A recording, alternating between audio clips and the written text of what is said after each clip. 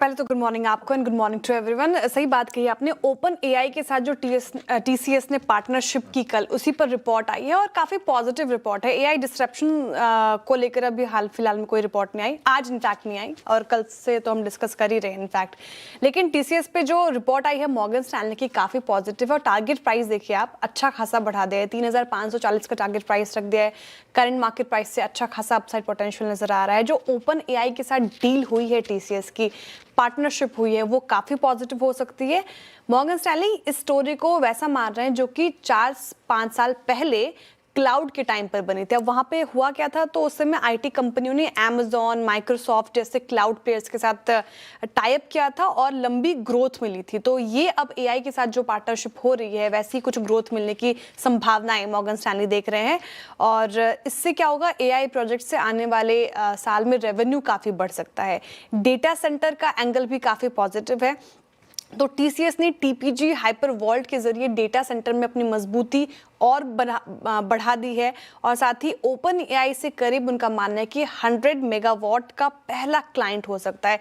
तो ये तमाम चीज़ें काफ़ी अच्छी लग रही है। तो अगर ये काम अच्छा हुआ तो क्या होगा, तो लंबी अवधि के लिए जो रेवेन्यू ग्रोथ है वो पक्की हो जाएगी। एआई इंफ्रा से मजबूत पकड़ होगी, साथ ही बिजनेस सिर्फ आईटी सर्विस पर सीमित नहीं रहेगा। तो जो डाइवर्सिफिकेशन है वो बन जाएगा। तो मॉर्गन स्टैनली मान के चल रहे कि ये पार्टनरशिप काफ़ी इंपॉर्टेंट है और अब टीसीएस को आप रखे रडार पर इनफैक्ट। लेकिन देखिए, नंबर्स ठीक ठाक लगे हैं सभी ब्रोकरेजेस को, लेकिन सभी कॉशियस साउंड कर रहे हैं। इनफैक्ट रिड्यूस न्यूट्रल की कॉल आ गई है और सभी टारगेट प्राइस देखे, जो टारगेट प्राइस हैं वो करंट मार्केट प्राइस से नीचे के हैं।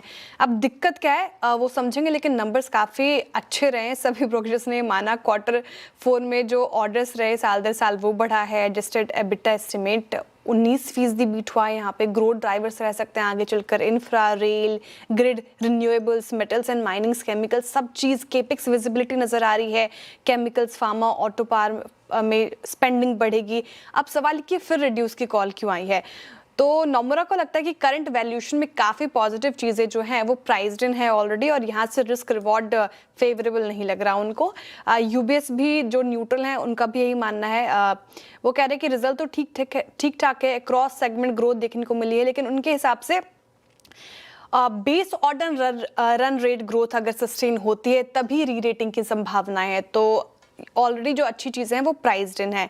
टोन पॉजिटिव था, लेकिन वेट एंड वॉच की सलाह, ऐसा मान के चल सकते हैं आप। मैक्वेरी का बड़ा कंसर्न ये है कि हायर इंपोर्ट कंटेंट की वजह से ग्रॉस मार्जिन पर प्रेशर आया है। तो अब नंबर्स ठीक ठाक है, लेकिन जो ग्रॉस मार्जिन पर प्रेशर आया है वो उनको थोड़ा कंसर्निंग लग रहा है, इसलिए न्यूट्रल और थोड़ा कॉशियस साउंड कर रहे हैं ब्रोकरेजेस। बिल्कुल, बहुत सारे स्टॉक्स पसंद आ रहे हैं। सीएलएसए ने रिपोर्ट निकाली है पावर सेक्टर को लेकर। बिल्कुल सही बात कही आपने, पिछले कुछ सत्रों से हम मोमेंटम देख रहे हैं पावर सेक्टर में, लेकिन उससे पहले जो गिरावट हुई है वो कह रहे हैं सीएलएसए की गिरावट में मौका है। अब क्लाइमेट चेंज से जुड़ी कमजोरी निवेशकों के लिए बड़ा मौका हो सकती है, ऐसा सीएलएसए मान के चल रहे हैं। डिमांड ट्रेंड देखिए, अभी तक तो जनवरी थोड़ा ठंडा था, लेकिन फरवरी में सुधार देखने को मिल रहा है।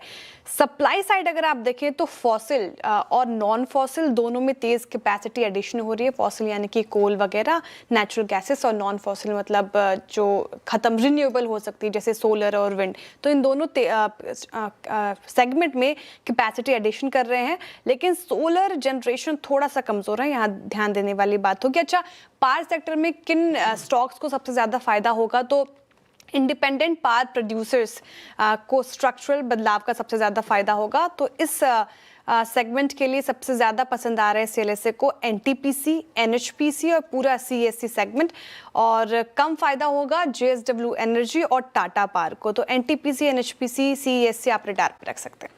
रिपोर्ट भी पॉजिटिव है। इनफैक्ट Q3 के रिजल्ट को लेकर ये रिपोर्ट आई है। जेफरीज की रिपोर्ट आई है CRDMO सेक्टर पर, contract research development manufacturing and organisation, जैसा कि आपने कहा, जो रिसर्च भी करती है और मैन्युफैक्चर भी करती है। अब क्या है रिपोर्ट में, तो Q3 रिजल्ट में ये पाया गया कि 8 में से 4 कंपनियों के जो नतीजे हैं वो अनुमान से कमजोर रहे हैं, यानी कि 4 के ठीक रहे हैं और 4 के अनुमान से कमजोर। इनमें भी देखिए, चारों में से तो 3 कंपनियों ने बेहतर प्रदर्शन किया है, एक्सपेक्टेशन से अच्छा किया है, और एक कंपनी ने एक्सपेक्टेशन के मुताबिक ही किया है। अब सेक्टर की ग्रोथ कैसे रहेगी, सबसे बड़ा सवाल है। तो ये मानना है जेफरीज का कि रेवेन्यू अगर आप देखें तो कंपनियों के साल दर साल 7.5% बढ़ी है, जो कि डिसेंट ग्रोथ दिखाता है। और इसमें सबसे बड़ा योगदान कंट्रीब्यूटर कौन कौन से कंपनीज रहे हैं, तो Gland Pharma, Divi's laboratories, Sai life sciences, अब इन तीनों का कंट्रीब्यूशन सबसे ज्यादा है। अब रेटिंग में कैसे कैसे बदलाव हुए हैं वो भी समझ लेते हैं। तो लॉरस लैब को अपग्रेड करके होल्ड की कॉल दे दी है, पहले होल्ड की भी कॉल नहीं थी, तो यहाँ पे एक अपग्रेड मिला है। सिंजन इंटरनेशनल को डाउनग्रेड करके अंडर परफॉर्म कर दिया गया है, तो सिंजन पर उतना भरोसा नजर नहीं आ रहा जेफरीज को। लेकिन सबसे ज्यादा पॉजिटिव Q3 के रिजल्ट के बाद लगा है साई लाइफ साइंसेज और डिविस लैब। तो इन दोनों कंपनियों का आप रखें रडार पे। टॉप पिक्स में जेफरीज के हैं साई लाइफ साइंसेज और डिविस लैब। रिपोर्ट आ रही है ऑटो स्पेस को लेकर, काफी पॉजिटिव है, ये वाली भी बहुत पॉजिटिव है। सीएलएसए ने ऑटो सेक्टर पर रिपोर्ट निकाली और वो कह रहे हैं कि एसयूवी सेगमेंट और 125 सीसी प्लस सेगमेंट में सबसे ज्यादा मजबूती देखने को मिली है जीएसटी रेट कट के बाद। इनफैक्ट तो एंट्री एसयूवी सेगमेंट में काफी अच्छी हुई है। 125 सीसी से ऊपर के टू व्हीलर्स ने अच्छा परफॉर्म किया और सबसे ज्यादा चमके हैं टू व्हीलर स्पेस में टीवीएस मोटर और रॉयल इनफील्ड। तो ये दो हम लगातार चर्चा भी करते रहते हैं आयशर मोटर्स और टीवीएस मोटर को लेकर। इन दोनों ने इंडस्ट्री से बेहतर प्रदर्शन दिखाया है। पैसेंजर व्हीकल सेगमेंट में देखें तो महिंद्रा एंड महिंद्रा यहाँ पर अच्छे नंबर्स देखने को मिले थे। ये अच्छा लग रहा है सीएलएसए को, क्योंकि नई लॉन्च साथ ही मजबूत एग्जीक्यूशन की वजह से महिंद्रा एंड महिंद्रा आगे चलकर और अच्छा परफॉर्म कर सकते हैं, तो ये काउंटर अच्छा लग रहा है उनको। साथ ही सीएलएसए की अगर टॉप पिक की बात करें तो टू व्हीलर स्पेस में बजाज ऑटो उनको सबसे ज्यादा पसंद आ रहा है, और फोर व्हीलर स्पेस में अगर आप बात करें तो महिंद्रा एंड महिंद्रा उनको सबसे अच्छा लग रहा है।